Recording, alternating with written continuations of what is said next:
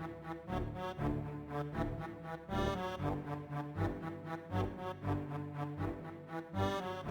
name is Rinat Zarbailov. I'm the co-founder of Quality Barbers with my brother Ray. Quality Barbers is an upscale barbershop in New York City. My name is Dan Sally. I'm an inbound marketing specialist at HubSpot, and what we do is we create software that makes it easier for businesses to create marketing people love so they can get more visibility on the web and bring in more customers. So Rinat, why don't you tell me, why did you start your business? We come from a family of barbers, and back in our country, our father was the main master in a salon. I started out when I was 15, and I've been passionate about haircutting. My brother and I, we decided to start Quality Barbers, and that was the idea was to improve every segment of haircutting experience for men. What was your marketing strategy when you started out?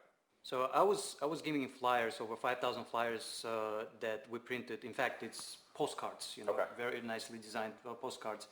And out of those 5,000, I gave away maybe about a couple of thousand, and only one person came back with the postcard with, asking for the $5 discount.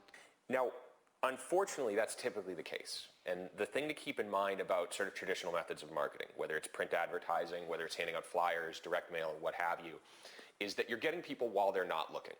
So the people you're handing out flyers to may be going to get groceries. They may be on their way to work. Maybe they're going to the gym. And they don't necessarily have a haircut on their mind. So they may take the flyer to be polite, but again, just the majority of people are either going to throw them away or misplace them or what have you. Now, at the same time, the internet presents an opportunity for people to find you while they're looking for what you have. So when I need to get a haircut in the Upper East Side, what am I typing? Typing Upper East Side Barbers or something to that extent. I'm going to go on social media looking for recommendations. I might go to Yelp. And all these places are areas you can position your business. So when I'm looking for what you have to offer, I can find you.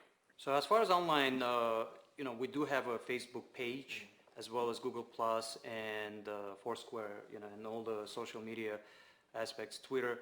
I try to update the Facebook page and every other segment of the social media at least weekly, At this point, we have accumulated so much clientele that we don't need to advertise as much as when we were in the beginning. Now the two things you really want to think about is how do you get those people to speak for you? So those people who've already come in here, who already know what you have to offer and are satisfied with it, how do you get those people to be your ambassadors online? The second thing is how do you get those people who don't know about you?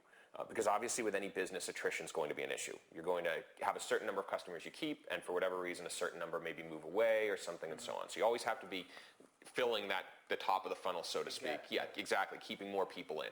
And so you always want to be mindful of that with your web presence. Finding talent is not as easy as I thought it would be.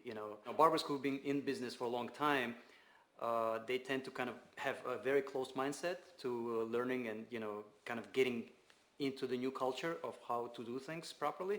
So for you then, one of the challenges is not necessarily getting the customers into scale, but making sure you can get the right type of people working here to provide the quality. Yes.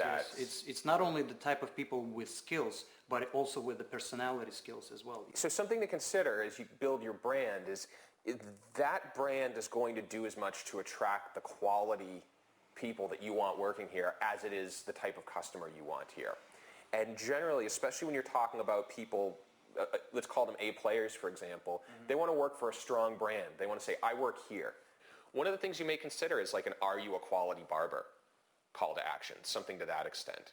Some way to, again, if somebody's visiting your site and they're a hairstylist, something that they're going to latch onto and is going to be able to, again, get them as part of your community. And maybe one of the things to think about is, again, you want to make sure you have blog content and social media content focused on the customer, but maybe also you want to develop a community of people who really care about hairstyling and people who are really passionate about what they do. Because you can really build, again, that community of potential hires. And then let's say you set up a shop in Chicago. You already have a group of followers in Chicago who have been using your hairstyling tips. Now you have a community of people you can hire. Barbers and you can grow. who are aspiring to work in a place like this. That's it. Okay. That's it. And you scale your business according to where your online following is. There's a lot of really interesting elements around this site here. So you have your sign, you have the artwork on the walls. Well, I'm an artist. I started painting at the age of 6. It's helpful to make things look beautiful, and you know, it gives you a design sense, the sense of color and form and structure. So in a way, haircutting is like a art, because you know, they say, you know, you have to spend 10,000 hours to master anything, and I'm a strong believer that haircut is like a sculpture. Just like Rodin said, you know, you take a piece of stone and you just carve whatever is not necessary. The same can be applied to haircutting, because you only cut away, you don't give in terms of adding to a haircut, you cut away to make it look more beautiful.